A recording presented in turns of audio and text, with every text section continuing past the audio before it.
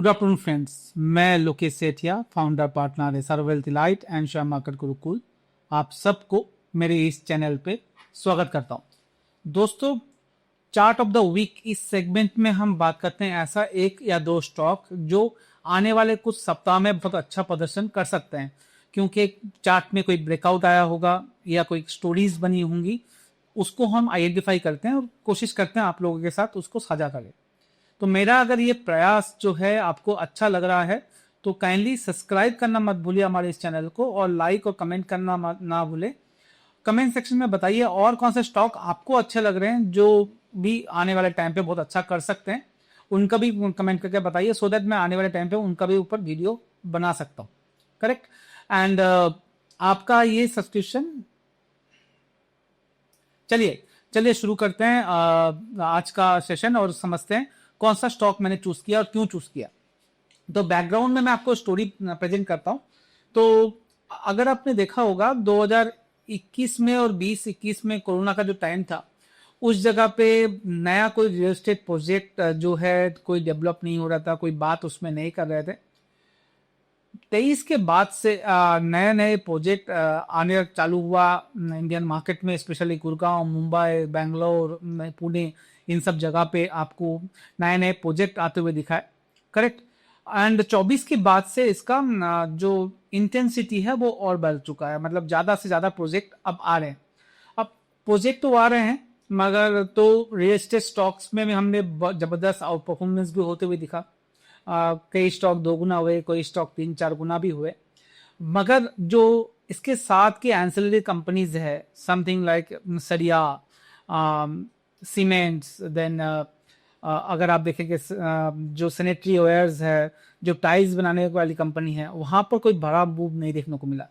तो जब हम सोचने लगे क्यों ऐसा है कि रजिस्टर चल रहा है मगर जो एंसिलरी स्टॉक्स है वो नहीं चल रहा, तो व्हाट वी फाउंड इज ये जो प्रोजेक्ट आए हैं वो सिर्फ अनाउंसमेंट हुआ है, और अनाउंसमेंट में सारा माल बिक चुका है। अभी तक कंस्ट्रक्शन स्टार्ट ही नहीं हुआ। अब 2025 से कंस्ट्रक्शन स्टार्ट हो रहा है, तो 25, 26, 27 मुझे लगता है कंस्ट्रक्शन वर्क चलेगा। तो यहाँ पर सीमेंट का बहुत डिमांड आने के चांसेस बढ़ते हैं, प्लस सेरिया का जो लोहा बेचते हैं उन सब कंपनीज का, पाइप्स का आपको बिजनेस आता हुए दिखेगा। और 26 के बाद से मुझे लगता है आपको जो एंसिलरी बिजनेस है 26 के बीच से, जैसे सैनिटरी वेयर हो या हिंद वेयर टाइप की कंपनीज हो, सेरा सैनिटरी वेयर की कंपनी हो, इस तरह की कंपनीज को आपको चलते हुए देखने को मिल सकता है।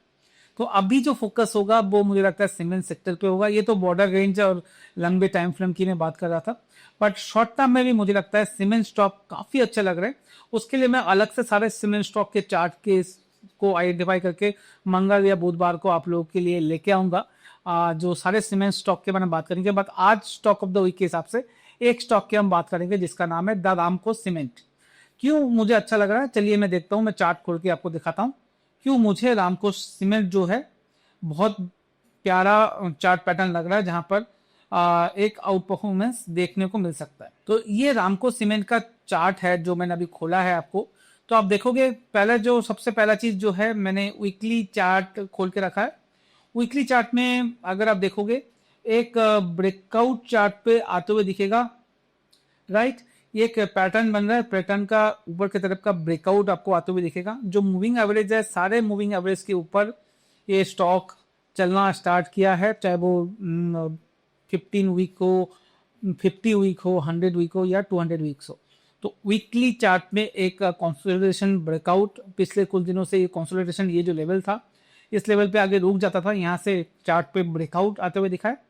और इसके बाद ब्रेकआउट के बाद मुझे लगता है यहाँ पर और भी मूवमेंट आ सकता है। ऐसा क्यों मुझे लग रहा है, मैं उसकी अगर बात करूं तो आप देखोगे नॉट ओनली ब्रेकआउट चार्ट पे आपको दिख रहा है, but also higher highs higher lows pattern अगर आप देखोगे वीकली चार्ट पे आपको जनरेट होते दिखेगा। दिस ये higher highs higher lows pattern आपको बनते हुए दिखा है, नंबर 2।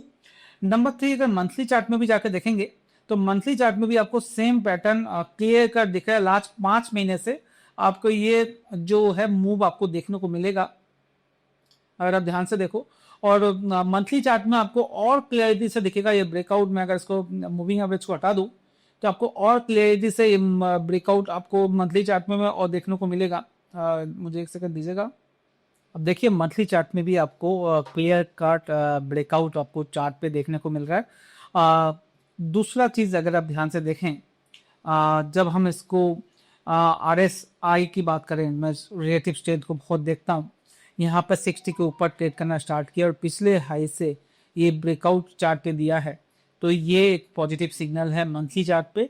यही चीज़ अगर आप वीकली चार्ट में आओगे तो वीकली चार्ट में भी आपको ये सेम ब्रेकआउट आपको चार्ट पे देखने को मिल रहा है नीचे के लेवल से। तीसरा अगर पॉइंट की बात करें, डेली चार्ट में भी आकर देखेंगे तो डेली चार्ट में भी आप देखोगे जी यहाँ पर कंटिन्यूअस जो है मूवमेंट जो है अच्छा खासा आपको आते हुए दिख रहा है, राइट। ये आप देखें तो ये कंटिन्यूअस अपर डायरेक्शन का मूवमेंट आपको देखने को मिल रहा है।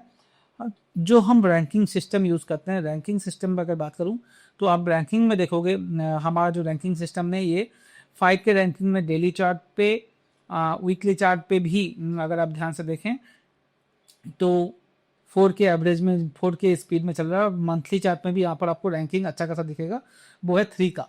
तो हर एक टाइम फ्रेम में 3 से ऊपर का रैंकिंग आपको दिख रहा है, तो रैंकिंग काफ़ी अच्छा ये दिखा रहा है। इसमें अगर आप थोड़ा सा निफ्टी के साथ भी कंपेयर करोगे तो निफ्टी के साथ भी आपको यहाँ पर ब्रेकआउट चार्ट पे आते हुए दिखा है। RS मॉडल पे रिलेटिव स्ट्रेंथ हम निफ्टी के साथ जो कंपेयर करें तो निफ्टी से आउट परफॉर्मेंस ये ऑलरेडी दिखाना स्टार्ट कर दिया निफ्टी को भी, तो ये अच्छा है क्योंकि निफ्टी साइडवेज है, उसके बीच में एक आउट परफॉर्मेंस वाला स्टॉक आपको देखने को मिल रहा है। ADX की बात करें तो एक बार ADX और वो भी देख लेते हैं, तो ADX भी आपको पॉजिटिविटी ADX में भी बहुत अच्छा देखने को मिल रहा है। तो चारों साइड से मुझे लगता है इस चार्ट पैटर्न में आपको अच्छा खासा अपर डायरेक्शन देखने को मिल सकता है। फॉर द टाइम बिंग मुझे लगता है ये स्टॉक जो है 1300 से 1350 लेग का लेवल जा सकता है। डाउन साइड में जो रेजिस्टेंस जोन है, जो सपोर्ट जोन है, वो आपको 1040 से 1050 के बीच में रहेगा और अपर डायरेक्शन में मुझे लगता है 1300, 1350, 1400 रुपए तक का मूव इस स्टॉक पे आ सकता है। तो वॉच लिस्ट में रखिए। एक डिस्क्लेमर साथ में, हो सकता है ये हमारे क्लाइंट के पोर्टफोलियो में हो, क्योंकि हम सेम जो डिस्कशन है हमारे क्लाइंट के साथ भी करते हैं। तो मेरे पर्सनल पोर्टफोलियो में अभी के लिए स्टॉक नहीं है, मे बी फ्यूचर में मैं ले लूँ, बट अभी मेरे पर्सनल पोर्टफोलियो में नहीं है। बायसनेस हो सकता है कभी भी हो मेरे पास, तो प्लीज़ अपना रिसर्च भी ज़रूर करें कोई भी स्टॉक लेने या बेचने से पहले, या अपने RA या RIA से जरूर बात कर लें। और अच्छा लग रहा है तो काइंडली हमारे इस चैनल को सब्सक्राइब कीजिए एंड अपने दोस्तों के साथ शेयर करना मत भूलिए। जितना हमारे कमोडिटी ग्रो करेगा उतना ही ट्रेडर्स प्रॉफिटेबल बनने के चांसेस बढ़ जाएंगे, और हमारा कोशिश यही है ज़्यादा से ज़्यादा ट्रेडर्स को प्रॉफिटेबल बनाए। थैंक यू वेरी मच मुझे सुनने के लिए।